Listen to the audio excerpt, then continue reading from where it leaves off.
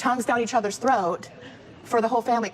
If we weren't cousins, what about that photograph is particularly disgusting? Michael, Angie, it's good to meet both of you. Thank you very much. And you guys have been listening so far, so you know the general consensus among this audience, and you know the general consensus among the population is that it's unnatural for first cousins to marry. I mean, you know that, right? Sure, there's something there, a little taboo there, a little stigma attached to that. Right. But that's a Western culture thing, for sure. Right, and that's true. This is a culture-specific thing because in many cultures, West Africa, India, different parts of the world, there are parts of the world where it's actually preferred that you marry within the bloodline. But you don't live there, you live here. Correct. We live here. We live in the United States of America. Yeah, and in Western culture, it is in most states against the law. It's against the law in all states but 19, so almost half. Yeah, well, there are some with age restrictions. There are some where it's just straight out outlawed. So we have a list, so we'll go over that in a minute. You guys say this started when you were 7, 8 years old, correct? Yeah. Correct.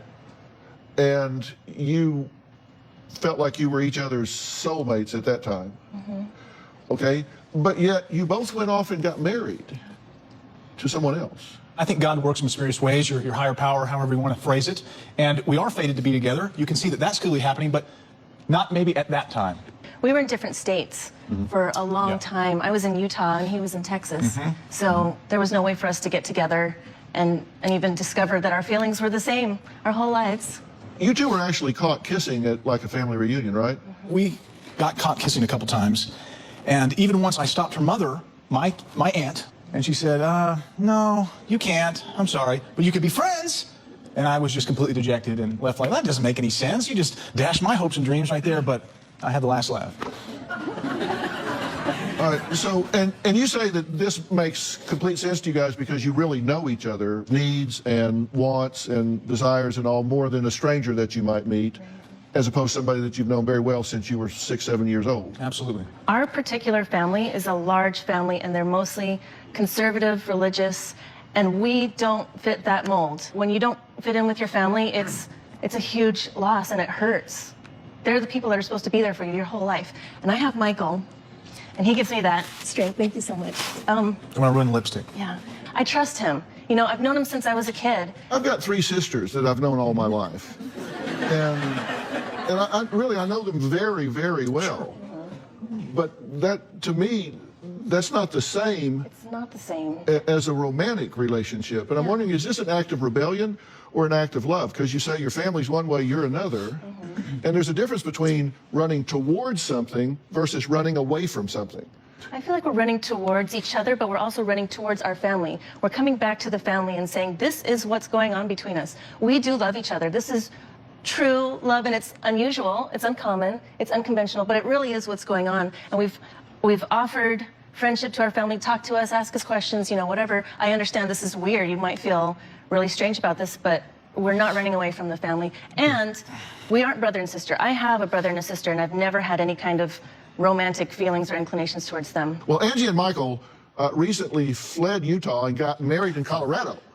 But now they are back in their home state. Their relationship could land them behind bars. Even during the 7 years I was married, I always would pine for Angie. And I would go online, and I'd check out her profile pictures, and I would just stare at them. I would have to turn away, and I just couldn't look at it anymore. It was just too painful. It was like looking at your true love, the woman you're supposed to be with, knowing that you can't have this person. It was torture. One time, we went to visit each other. I brought my wife, she brought her ex-husband. And I just remember looking at this guy. The first thought that came to my mind is, who is this clown? What is he doing here? She's not with the right person. I'm looking at my ex-wife, and what am I doing? Well, illegal, incestuous, and immoral.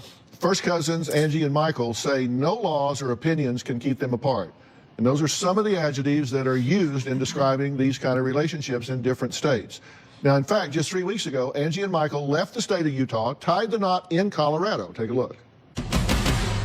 After we reconnected, we started messaging each other. I was using love emojis, heart emojis, and he was saying, I love you. There was a lot of innuendo there, like, let's go to the hot tub, I can show you my house, no one will be there. I asked if he was willing to kiss, and he said yes. I said, with tongue? And he said yes, and so I was just elated. I couldn't believe that I was going to get the chance to kiss him. I walked to your apartment, and we kissed for at least 3 hours. It ended up escalating to a point where I can't really say, because I can't incriminate myself. The state that I live in, Utah, it's actually illegal to have any kind of relations with your first cousin. I asked him if he would marry me, and he said in a heartbeat. There are 19 states in which marrying your cousin is legal. Utah is not one of them. A Utah couple who are also first cousins has crossed state lines into Colorado to get married. We're sitting there with the clerk, and she's typing up the marriage license. And she says, "Are you blood related?" We look at each other, and she says, "Yes." She stopped and kind of stared, and we said, well, we're first cousins. That's why we're here, coming from Utah. And she just said, "You're kidding me." This is our marriage license from Colorado.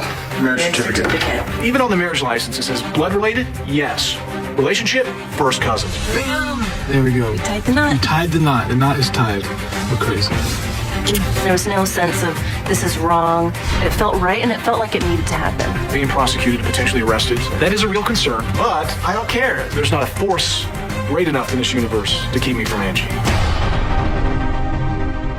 Okay, so you're married in Colorado. That's correct. But you are residing in Utah, and you cannot get married in Utah because that's against the law there, correct? Yes. Does Utah recognize the Colorado marriage? No. So if you're cohabiting and having relations in Utah, is that against the law in Utah? It is. Okay. So why are you going so public with all of this? The only public thing that we did at the beginning, at the outset, was just put up the petition. That's all we did, was just a petition to get the law changed. Some local news person thought that this was newsworthy and posted it. And from that on, and that point on, then it became public. You did do the petition. We did the petition in the legal sense, but not to gain any social recognition or any kind of publicity or any And fame. you did do the interview when they came out of the did. house, because you didn't have to do that. No, you're right. We thought could that have might said be the no. case. We could have. Yeah. But in an attempt to try to garner support and get this issue out there, I thought of a similar thing. When they did the hand racing thing, I was like, let's go back in time about 60 years ago. And what if the question was asked, would it be okay to have an interracial marriage? Let's say someone's white, someone's black, and they were to get married, and we said, how do you feel about that? Do you feel okay with that? Well, 60 years ago, the majority of the people would have raised their hands no. But we've evolved. We've learned more about how things work, and we're comfortable with that now. I kept thinking like everyone else, like maybe it's the genetic stuff. Well, no, because it turns out it's the same consequences of a woman giving birth over 40 or at the age of 40. Would anyone say no to that? I don't think so. So what is it really? So I kept digging, and realized that it turned out to have everything to do with immigration. And 50 years from now, we'll realize that that's not a good enough reason to keep ethnic groups from proliferating and growing. Well, you say it's about immigration, but let's look at the history of the law concerning first cousin marriages. In 1846, Massachusetts Governor George N. Briggs initiated a study of individuals of profound intellectual disability. The implication was that he believed these individuals were a result of incest. In 1858, physician Samuel Merrifield Bemis stated that inbreeding does lead to physical and mental deprivation of the offspring. In the 1870s, anthropologist Lewis Henry Morgan found consanguineous marriage increased the vigor of the stock. 1880s, 13 states passed laws against marrying one's cousins, doubled in 1920. The last state to do so was Texas in 2005. So this didn't have anything to do with immigration. It had to do with concern about the genetics and whether or not you increased risk levels for offspring of marriages between blood cousins. Immigration had nothing to do with it. Well, that's not the history. You said that, and you said it real fast, and you said it with authority. Yeah. But no matter how loud you say it, doesn't make it right. But I can present another study by the Independent UK that was published just recently about what's so wrong with cousins being married that would counter some of that stuff. And basically says in the genetic consequences, it's no greater than a woman giving birth at the age of 40. And this is an actual scientific study. So if I had some time, I could also present some counter arguments to that as well. But those are convincing. We'll talk about that. I have a world-renowned expert here that's going to address that chapter and verse. There is a huge misconception when it comes to the genetic consequences of having children with your first cousin. In fact, they are no greater than a woman giving birth at the age of 40. It jumps from about 2% to 4%, or a maximum of maybe 7%, but it's really negligible. Not even a full standard deviation in statistical terms. Completely overblown. We hear stories all the time of a regular relationship, not cousins, and they have issues with their children. Their children end up being special needs. But nobody's sitting there pointing the finger at them. We are not trying to have children. We are not actively seeking childbirth. But if we do end up doing that, we'll both be the best parents we can be. Well, actually, people are pointing the finger at them. They're saying that these are high-risk pregnancies and are not recommended in the medical community. First cousins Angie and Michael say if they got pregnant, they would welcome their child with open arms. They say they are sick and tired of misinformation about first cousins having children. Well, Dr. Dana Grayson is a medical doctor, biochemist, and medical researcher who has helped develop treatments and preventions in hematology, oncology, infectious disease, biodefense, nephrology, cardiology, and neurology. Her medical research has been published in the world's most prestigious scientific journals. And now, so Dr. Dana Grayson, weigh in on this, if you will. The comment here is, this is no greater risk than a 40-year-old having a pregnancy, which is increased risk. Said it's no different than that. That's just simply not true, is it? Well, it's not true. It's cherry picking the data. So if you only look at the time of birth for congenital anomalies, there is similar risk. It's slightly increased amongst first cousins compared to women, we call them advanced maternal age, so women over the age of 40. But also understand that just like your genes program what ends up happening to you. That's why my hair is curly, why Dr. Phil's hair is, well, Dr. Phil's.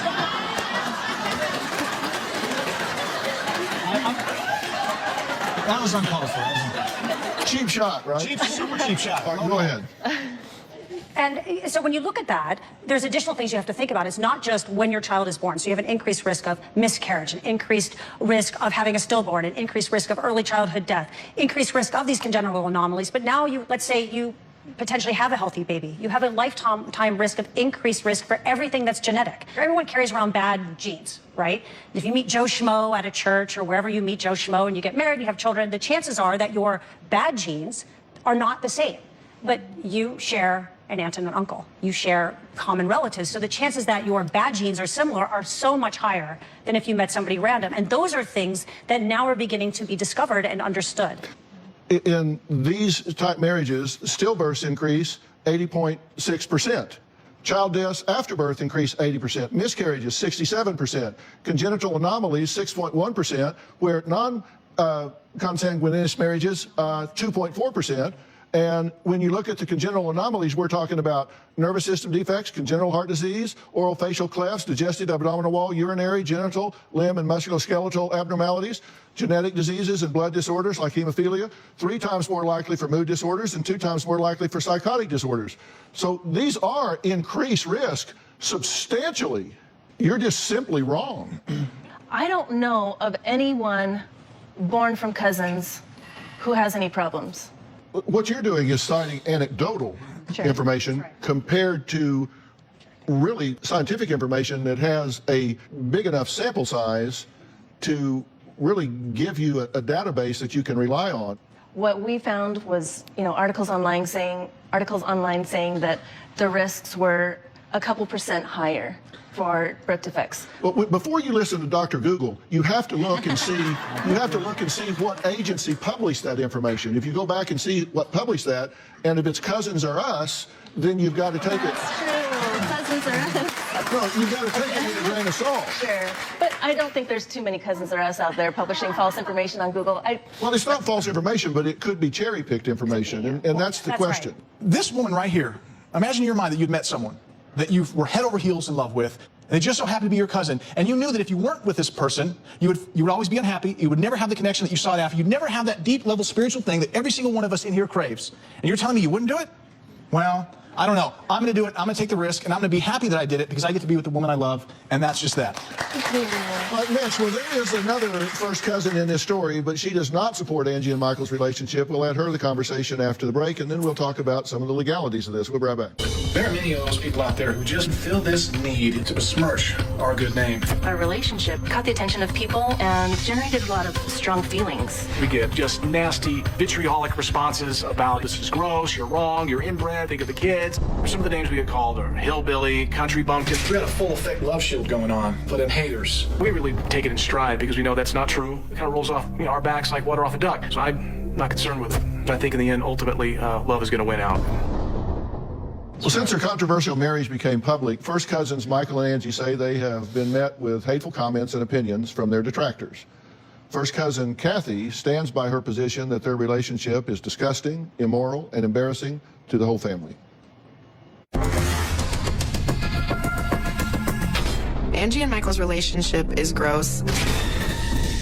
Their relationship is very embarrassing to me and some of the family. Michael and I are first cousins, and we've always known our whole lives that we love each other and we have a very special connection. It stresses me out because they're going around on Facebook flaunting their incestuous relationship. for the whole world to see. We're crazy. I'm crazy for you. Their marriage, and more importantly, the relationship, is breaking the law. I don't know why they're not in jail already. Angie and Michael are so full of themselves, it makes me sick. Angie and Michael have made this into a big public spectacle. They're pretty much shoving their relationship in everyone's face. And they don't care how it makes them feel. They like to be the center of attention, and they want to be in the limelight. Their point is to try to be famous. Saying tongues in each other's throats is really not what people want to see on Facebook. For anyone, let alone cousins. I was messaged by Michael saying that I had a lot of hate in my heart. When he told me that, I was like, please, don't push me. When I'm on stage with them, I just really hope they don't try to touch me or hug me, because I am so disgusted with their relationship and what they're doing. Okay, Kathy, thank you for being here. Yes, sir. What is it about this that bothers you so much? Pretty much everything.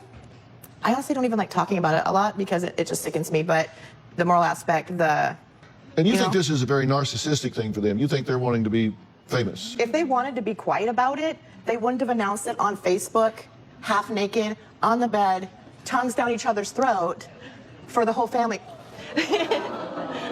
Michael had his shirt off. I'm sorry that this offends you so much. And- You're not, though. You're not. okay, listen. If you were sorry, okay, we have a family Facebook page. Yeah. They're posting this on that page. That was the only photograph we had, so we posted that one. We knew that eventually this was going to be found out, so we wanted to let people know, warm up to the idea. And third, if we weren't cousins, what about that photograph is particularly disgusting? Nothing? If it's just a regular couple? Related or not, I don't want to see people like that. Oh, okay. Okay? Fair enough. That's your opinion. That's cool. It's everyone's opinion, I wouldn't say apparently. that. Next, Michael and Angie believe that their cousin Kathy's anger may stem from jealousy,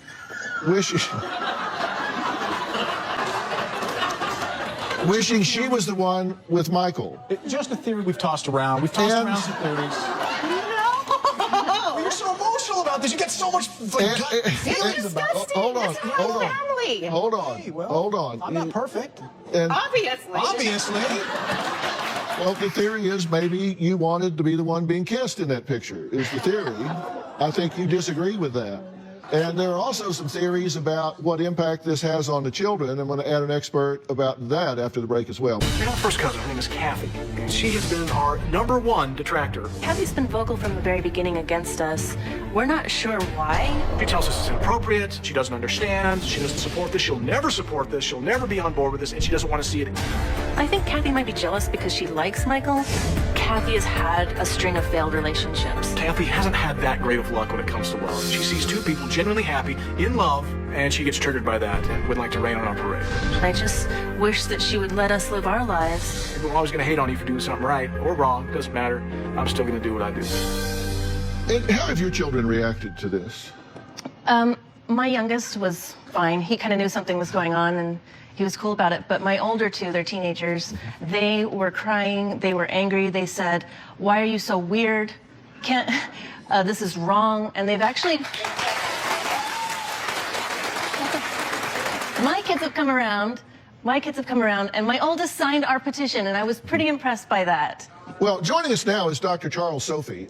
He is board certified in 3 clinical specialties: adult psychiatry, child and adolescent psychiatry, and family practice, as well as being the medical director for the Department of Child and Family Services here in Los Angeles, which is the largest agency in the country.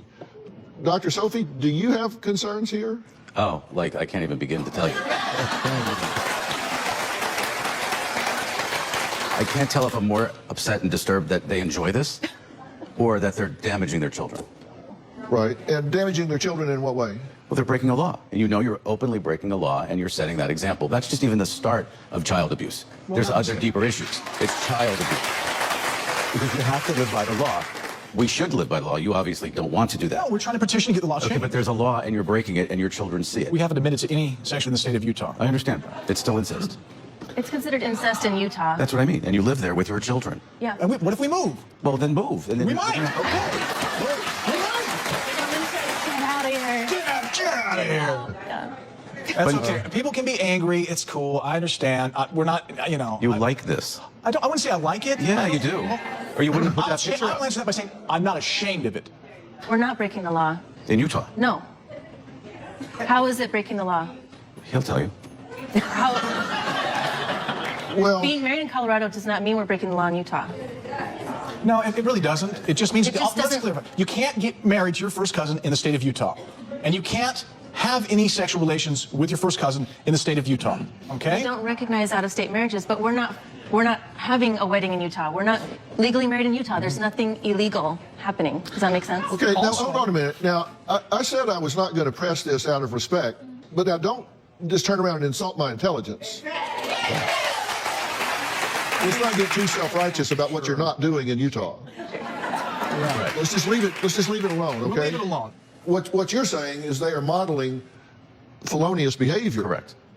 Has anything they've said today changed the minds of people here? Would you sign the petition? Michael and Angie say they are dedicated to overturning what they claim is an outdated law when it comes to their first cousin marriage. It's illegal for us to get married. So we need your help.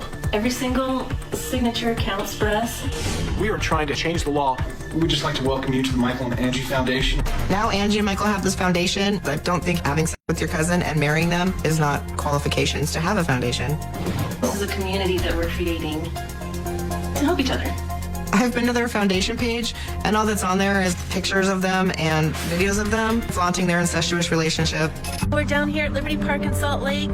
We've got our booth set up. We're here just trying to get signatures. We created a petition online. We're hoping that we can take these signatures, present them to a lawmaker, and show that we have support. We have over 650 signatures, 200 of which are from active Utah residents, and 150 are known registered voters.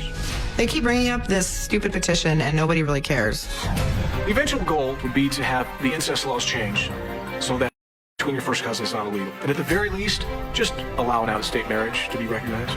We're not ashamed of this. The law is outdated. It needs to be changed.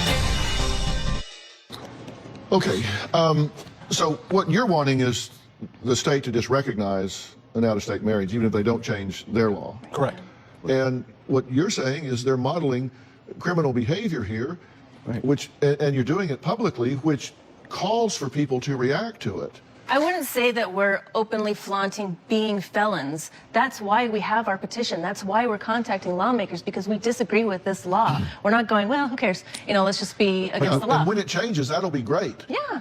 But until it does, you're felons. And you are flaunting it, and you are saying, well, we're going to do whatever we want. I'm happy. That's not the point. But it's the point for me. Okay, but it's that's not my selfish. business to tell anyone in this room how But to you have behave or how to children. act. That's child abuse. You're correct. You're right. It's child abuse. It is child abuse. I Unfortunately, think it is. when you disagree with a law and you work towards changing the law because it affects you and your family, That's one That's a issue, good but thing. you're still doing the act. And so an investigation of your home will identify that as behavior that is So it's a child forensics abuse. issue. Being a mother, kids come first over Michael, over yourself. You are laughing. Why do you think your teenagers had a hard time with it? I think it's because it's something that they've never encountered before. And I It's think something they shouldn't have They to shouldn't encounter. have to. That's why there's a law in that state.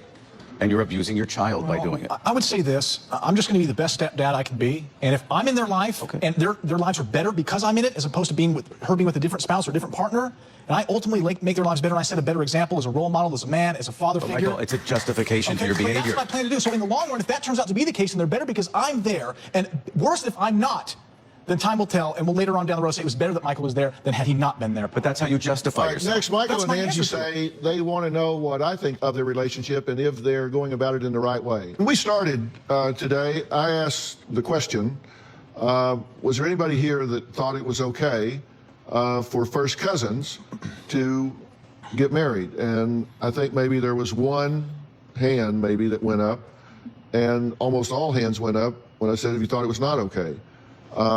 If you've changed your mind, raise your hand. Okay, maybe 5 or 6 have raised their hand. Now, the question that you guys posed to me was what I thought about the relationship. I thought you were going about it the right way or the wrong way. You know, technically, you've not moved in yet, right? That's correct. Okay. You've not admitted to having relations in Utah, which That's means also you're correct. commuting a lot. A lot of gas. we're newlyweds. What do A you lot of expect? gas. A lot of drive time to Colorado. A lot of Give A lot of it- GPS. We're taking advantage of it being legal in California in the last day and a half. So I don't even know what to say about this one.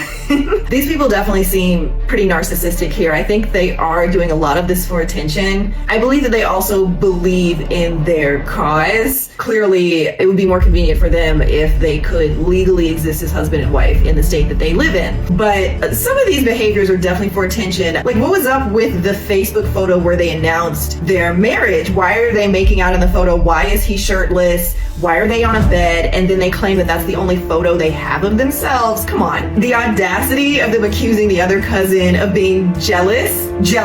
They are out here cherry picking all of this data, talking about there are no increased risks for birth defects. If they have kids, yes, there are increased risk of birth defects. I believe right now there's an issue in Pakistan where there are a lot of first cousin marriages, and because of that, there are a lot of genetic abnormalities happening and birth defects. This has been known for quite some time. Science exists, people. If they love each other and they want to love each other, okay, fine. I wouldn't necessarily, as a relative, I wouldn't try to involve myself to try to put a stop to it since they are adults. I do hope that they choose not to have children. I don't think procreating is the best choice in this scenario. And I definitely have my personal feelings about it. It's, you know, it feels like I couldn't imagine. But what do you guys think about this? Do you think that they are being narcissistic and seeking attention? Do you think that they are being weird and accusing their other countrymen of being jealous? Do you think that it makes sense for them to start a foundation about this? Should they be trying to change the law in Utah? Would you marry your first cousin? You guys let me know what you think about this. Drop it in the comments.